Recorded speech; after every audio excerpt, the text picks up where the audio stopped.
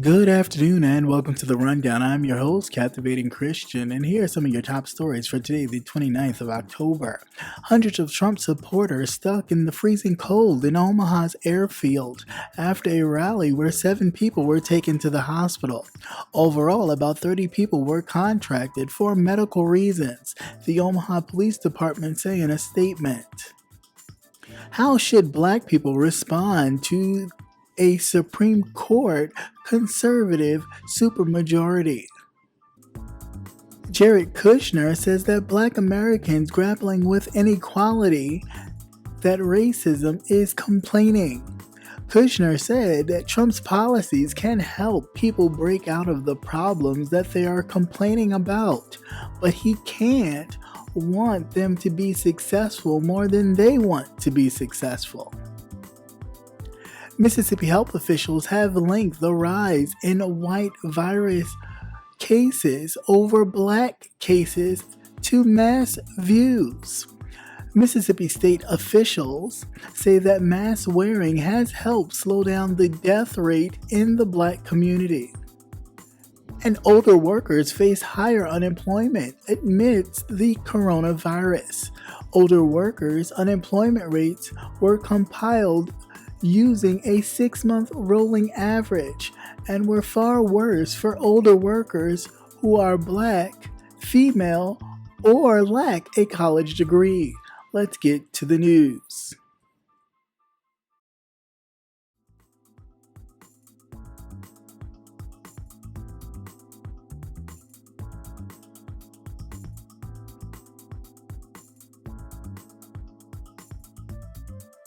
Hundreds of Donald Trump supporters were left in the freezing cold for hours after a rally at the airfield in Omaha, Nebraska on Tuesday night, with some walking around 3 miles to waiting buses and others being taken away in ambulances. 7 people were taken to the hospital suffering from a variety of conditions, and a total of 30 were contracted for medical reasons, the Omaha Police Department said in a statement.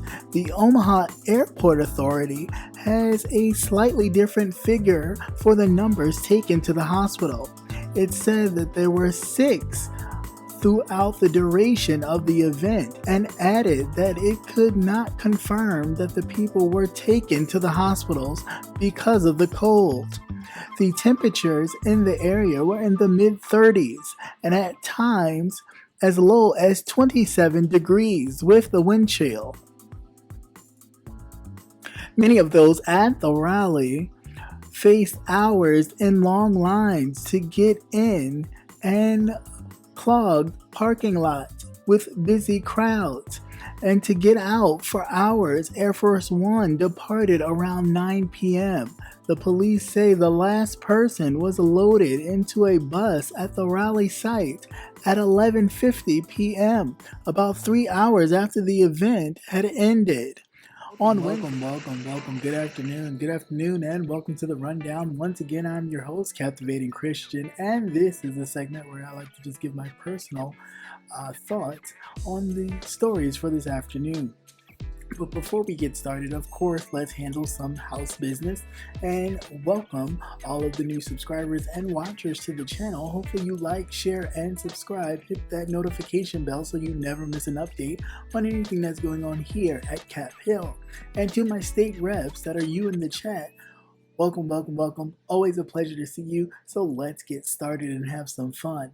Alright, so our first article has to do with who else but our favorite person in the whole wide world. Retard alert!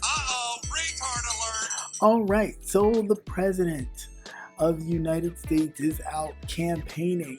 And at the same time he's campaigning during this pandemic, he really doesn't give 2 craps about everyday Americans. Pretty much because they sat in an airfield in Omaha in the freezing cold for hours. Not only had they get off the bus and walk about 3 miles to where the president was actually going to speak, but they didn't have to wait 3 whole hours in the cold after the president had left just to leave with the crowd in the parking lot and wherever else. It was just absolutely ridiculous. And I'm looking at these people like, look at this dude. I really don't get it. I mean, once we act like the coronavirus doesn't exist. 2, we're acting like we all have Walter Reed medical care, which we do not. So I want to know who's going to be sending all these people to Walter Reed when they unfortunately contract coronavirus or something worse. And will we ever get out of coronavirus as long as we have people like those who, by any means necessary, will do what they need to just to get a glimpse of this president? Oh, hell no. So, I mean, will the numbers ever go down? Will they begin to spike? Like Anthony Fauci has said, that the winter months will be the worst and they will climb. And of course they will climb when you have people like that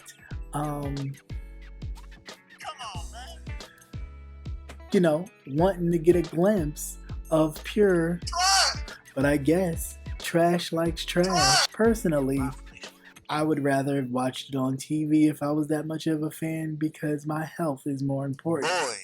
And being the president of the United States, you would think he would tell his supporters and followers to, hey, I would rather you be alive for election day so you can vote and keep me in office, rather than come out and see me so you could kind of die and not be able to vote for me when it's time. Apparently, because the president really doesn't. I don't give a fuck.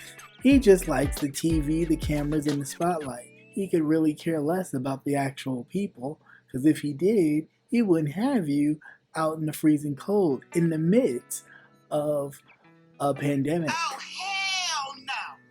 that we still don't have a grip on now. But of course, it always does for great television.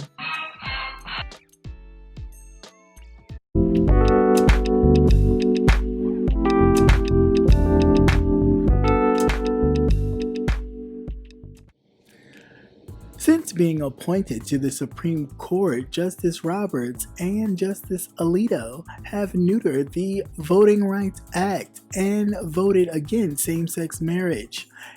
Justice Amy Coney Barrett, appointed to the Supreme Court, creates a 6-3 conservative majority on the court, guaranteeing more anti-civil rights rulings.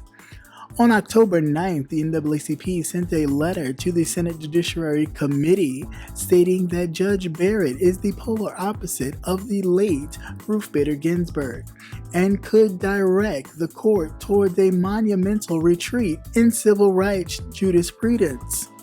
She is a dangerous ideologue in the mold of Justice Anthony Scalia, for whom she clerked during the Supreme Court's 1998 to 99 term.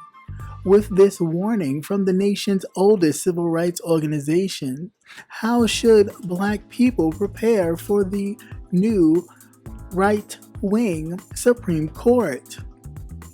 Should Black people leave conservative states?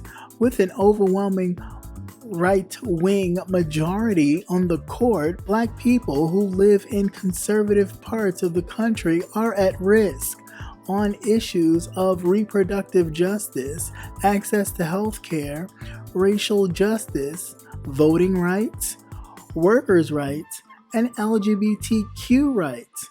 The Supreme Court has served as a backstop, preventing states from trampling on the rights of the marginalized. Without this backstop, how far will conservative states go to curtail civil rights? Next story, dealing with the newly sworn-in justice of Amy Coney Barrett. Execute Order 66. Black people, we need to run for the hills, because it definitely is a Okay, so let's get into some things, all right? I know that a lot of times we don't really think of the importance of the president's authority and ability to pick certain things. And I'll wait. Snap out of it. It's important. So when people say, no, I don't really want to vote, we don't have time because things like this happen. So with Justice Amy Coney Barrett being on the Supreme Court, being that the Supreme Court is far more conservative than it has been in a very long time, with 6 conservative justices and only 3 liberal justices, this puts the all of civil rights at a turning point in our nation's history. So let's look at what is on the chopping block.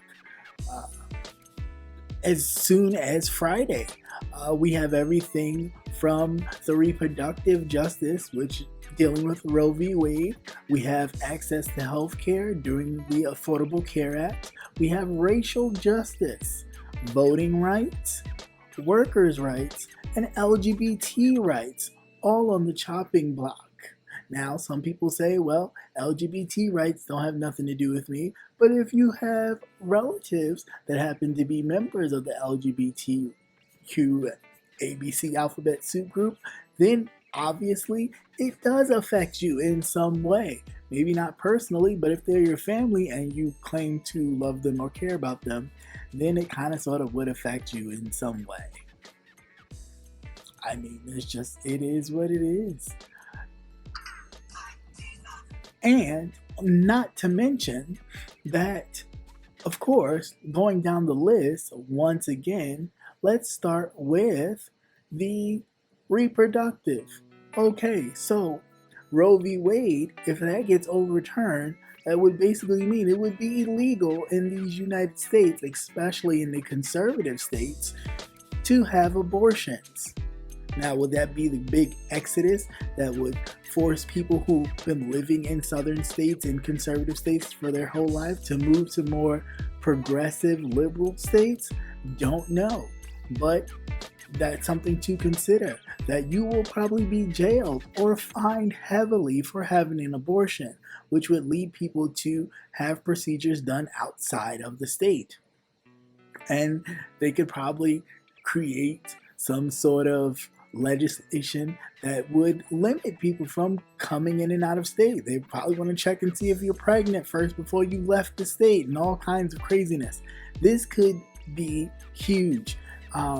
So please don't take any of this lightly. As far as healthcare is concerned, with people who have pre-existing conditions, and let me just warn you now, if you have had COVID and you have been saved and clear,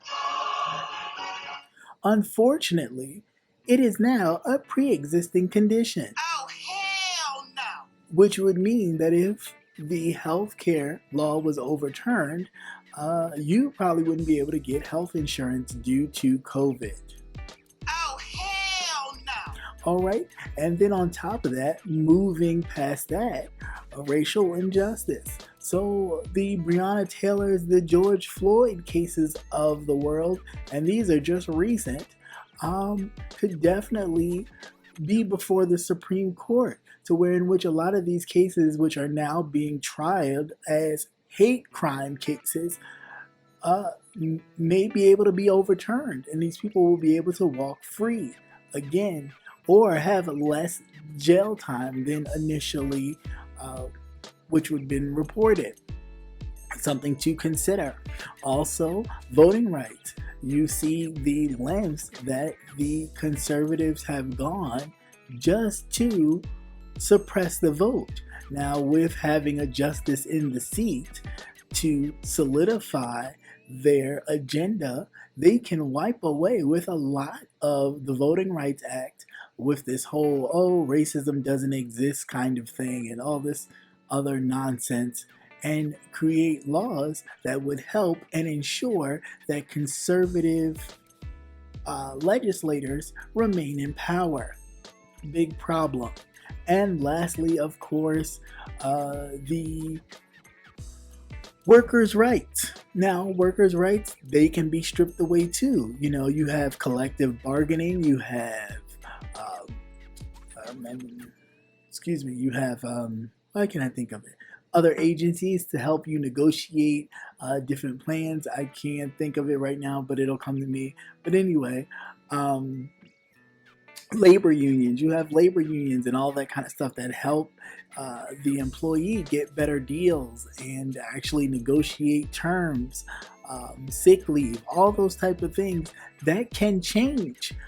Vacation time, all these things that we don't think of, that we think are secure and solid, all of these things are up for grabs with the nomination of Amy Coney Barrett. So it's definitely something to consider the next time we vote, if you haven't voted already.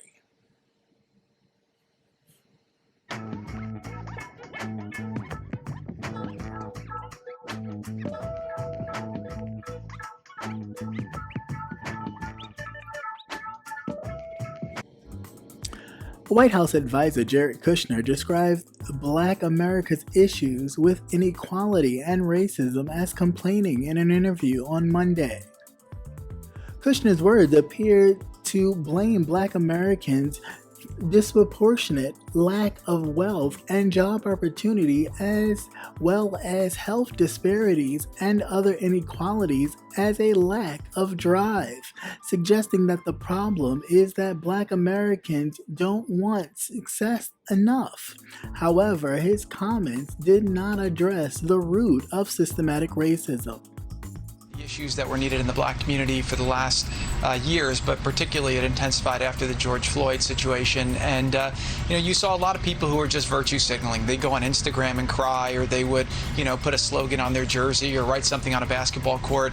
And quite frankly, that was doing more to polarize the country than it was to bring people forward. And one thing we've seen in a lot of the Black community, which is mostly Democrat, is that President Trump's policies are the policies that can help people break out of the problems that they're complaining about, but he can't want them to be successful more than they want to be successful. And what you're seeing throughout the country now is a groundswell of support in the Black community, because they're realizing that all the different bad things that the media and the Democrats have said about President Trump are not true. This next article, do I need to say anything else but oh hell no? Yeah, so Jared Kushner, the son-in-law of this president we have in Donald Trump. Retard alert! So I think everybody in the administration needs that good old button, because it is very clear that no one in the administration really gives I don't give a fuck about anybody of color. So Jared Kushner went on to Fox News, and if you haven't seen the clip, you can just rewind a little bit and catch up. But paraphrasing here, he just basically said that the plan that Donald Trump has put forth would help Black people better themselves, that all of the complaining about, all of the fight and things about injustice and income inequality and all that stuff is basically complaining, and that Donald Trump has a plan that would help further the Black people in America. Now, of course, I don't believe any of it, but that's okay. I'll just run through it real quick. So, alright. So let's say he did have a plan for the African American. What I don't understand is how we are so quick to jump on the bandwagon, as in yeah, we do need a plan. You stupid. He's had 4 years to enact one, and he hasn't had one. So you would think that if he was so gung-ho in wanting your vote and actually making sure that the Black race was moving in a progressive way, right? You think he would have had a plan a long time ago, and it would have been enacted at least 4 years ago now, right? Gotcha, bitch. The fact that he's just waiting now because he needs your votes to be reelected, that we've already come up with this plan, this platinum plan, and really have celebrities going around toting it as a good idea. You stupid. Because they figure, well, you always follow behind celebrities anyway. You listen to your rap artists. Gotcha, bitch. You follow your athletes. Gotcha, bitch. And anybody else in the limelight or artists, music artists that you want to emulate. So why not get a couple on the bandwagon to promote this new presidential plan for the African American or Black community? You stupid. But again, I say, where was the damn plan this whole time? Gotcha, bitch. Anybody seen it? Gotcha, bitch. Because I know I haven't. Bruh. Because I'm just saying. Because I haven't seen it. So, I don't know. I really think that this was, being honest, true feelings of not just Jared Kushner, but the rest of his administration, that the same old white Black people are lazy, and if we just pushed a little harder and did more and stopped complaining about racism, which they feel doesn't exist because, of course, they're the ones exhibiting it onto us, so of course it doesn't exist for them.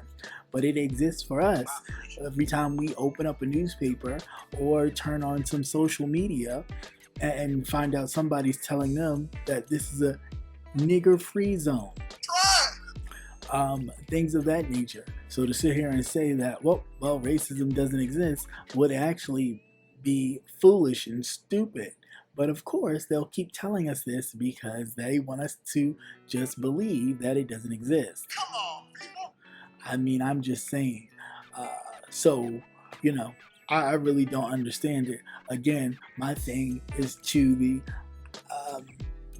Ice Cubes or the 50 Cents of the world. Granted, it's great to have a plan, but have you not asked the man where was the plan 4 years ago? And if in 4 years you haven't enacted a plan, then what in the hell would make you think that all of a sudden now, because he needs your vote, he has a plan for you? If that's not the biggest okey doke then I don't know what is. My suggestion is to keep your plan to yourself and wait for somebody else to come in office and then maybe try to get them to enact your plan. Because of right now, Shit, look at this thing. God damn. Okay, fucking Jesus. Look at this thing. yeah, I don't think so. I just think that, no, I wouldn't do it.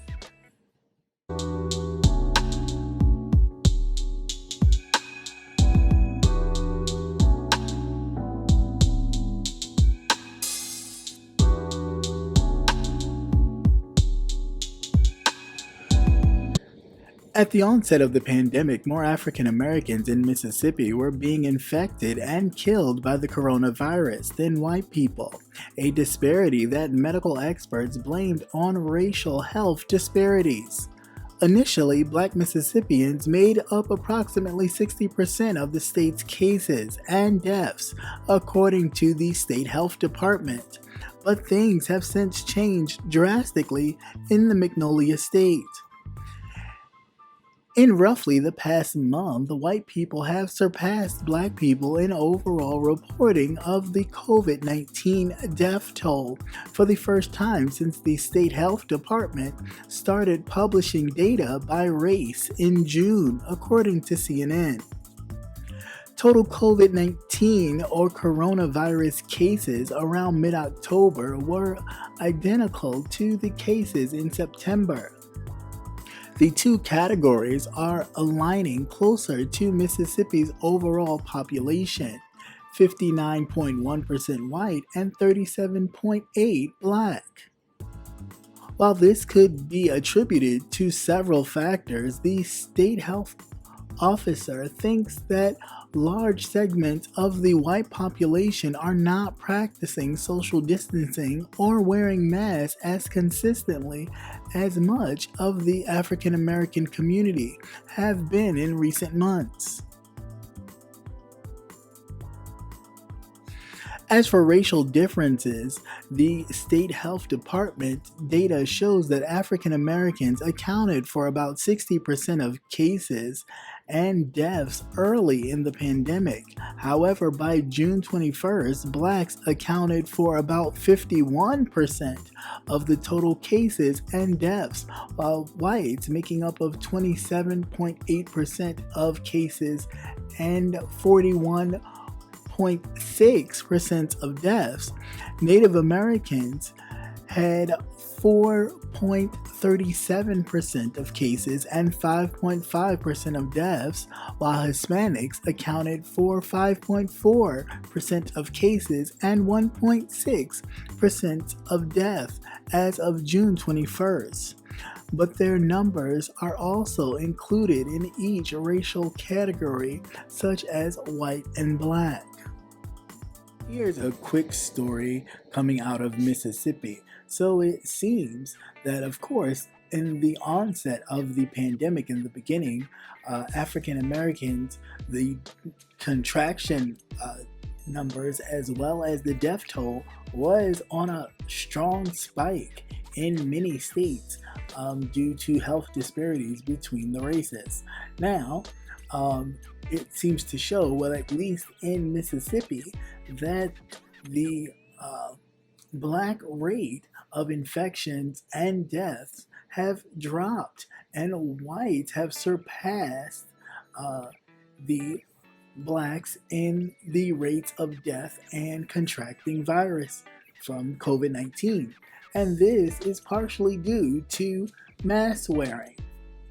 Now, of course, the mask can be a bit inconvenient, and sometimes we'll run out the car to go into the store and realize, oops, damn, forgot my mask, and turn around and go back and get it to go into the store.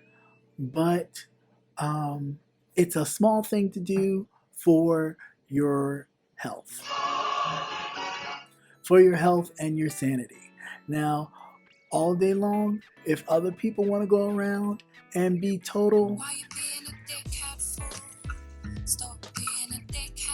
then let them.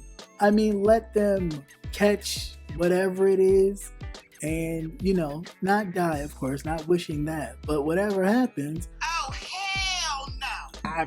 I mean, it's fine. As long as it's not involving me and I'm covered, I'm perfectly okay with that.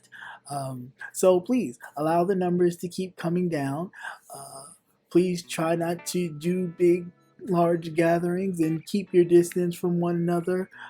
We don't need to party that bad. Winter is upon us, and like I've stated earlier, Dr. Fauci, who is the expert in all this, regardless of what that damn president says, because we all know he's a... retard alert! So, like I said, Dr. Fauci said that winter is coming and it will get worse. So please make sure that we are adhering to those guidelines and keeping our distance, washing our hands. And if they want to kill themselves, let them. Because I'm not. Okay? And that's a fact. They can go around like Fire Marshal Bill without a mask all they want. They can do all that. And we can just stand by and just feel bad. But that'll just be temporary. There's no reason to cry over someone who wants to act like Penis! Because it really don't make no sense. We can just let them go. And we don't have to fight for them or fight with them. We can just let them be. You stupid! And let the coronavirus... Gotcha, bitch! That's it. That's all we have to do is just sit back and chill. Sit back and chill. It's not that hard. You can let them walk around and think that they are like, invincible, like they're a mafia crime family. Boy. I mean, please, Just let them do whatever it is they're doing and make sure that we're covered. Thanks. That's all I ask. Moving right along.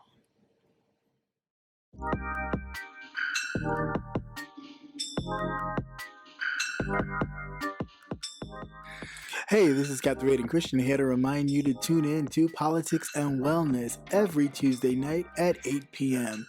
Politics and Wellness every Tuesday night at 8 p.m.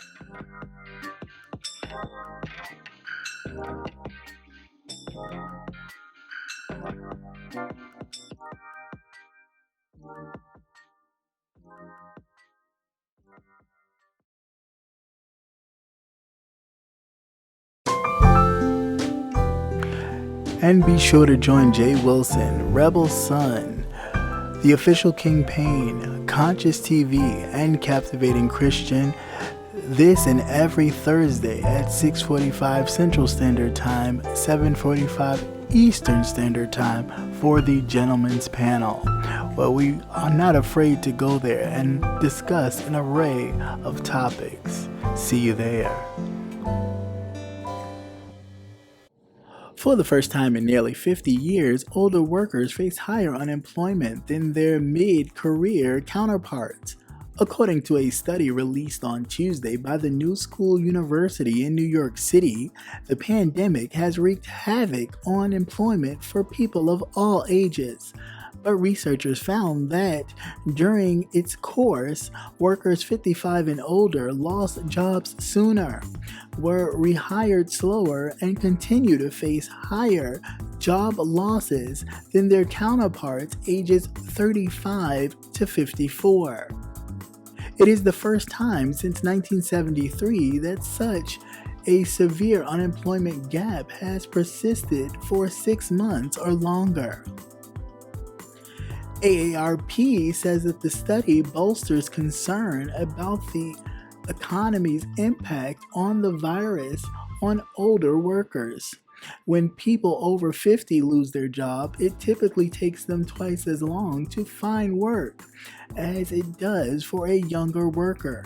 The organization representing the interests of older Americans estimate that the pandemic may be something that is pushing people out of the workforce, and they may never get back in.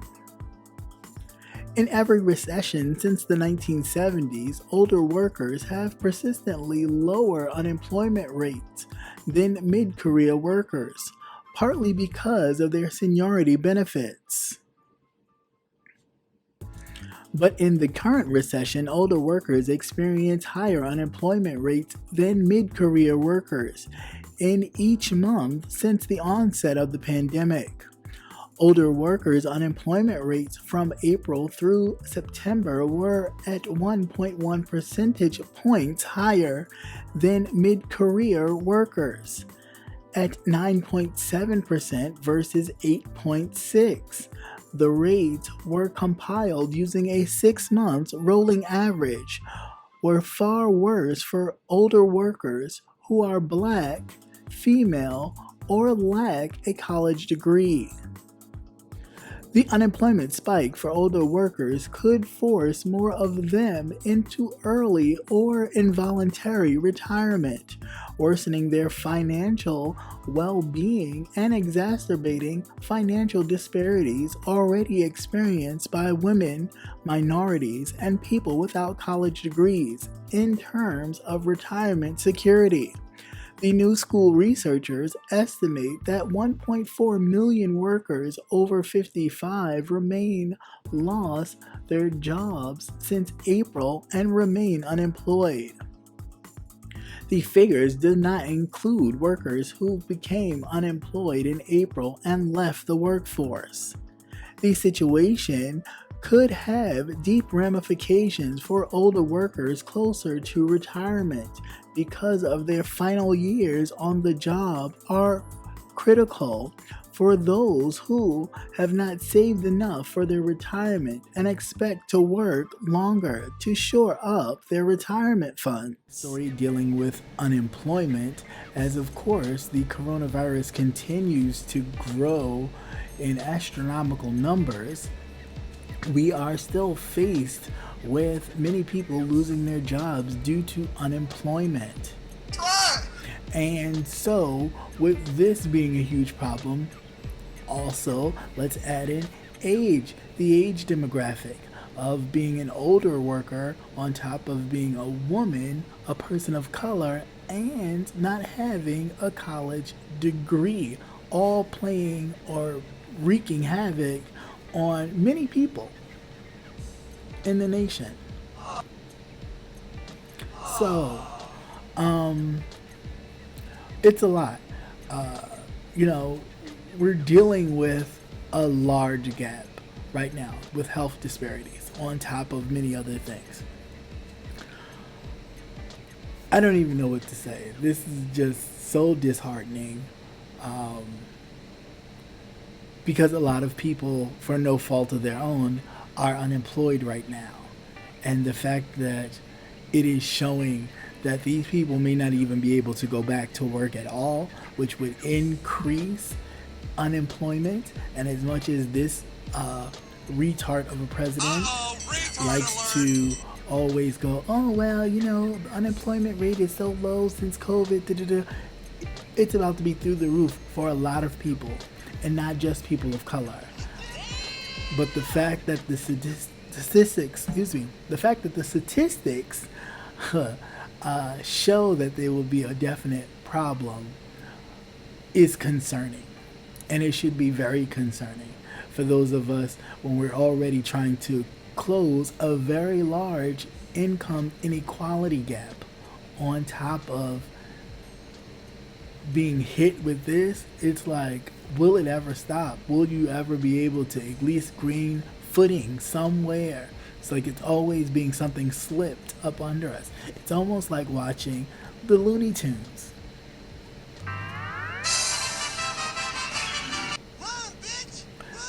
So it's you know, as much as you run, as much as we try to do, we always get knocked behind. So this is just really, really sad. My prayers go out to people. Hopefully, this will not be. But I mean, the longer we go, for months now, the more this is looking to be a possibility that many older employers will find it hard to not only get their jobs back, but get employed. And that's tough. That is really, really tough. With people facing evictions and foreclosures, this is really serious. And it is important that you have a commander in chief or people in elected officials who can adapt and handle these situations and not just looking at it as, well, what can you do for me? More like, what can you do for the people that voted you in? Even if they didn't vote you in, what can you do for them to make their lives better, to ease their burden instead of just being a total Why you being a dickhead for? Stop being a dickhead. So please, please, please, my only suggestion right now is vote. Use your power, use your pen, and vote. And once again, thank you for watching CCN Midday News. Hope you enjoyed. Please like, share, and subscribe. Also hit that notification button so you will never miss another news update. Have a great day. Peace.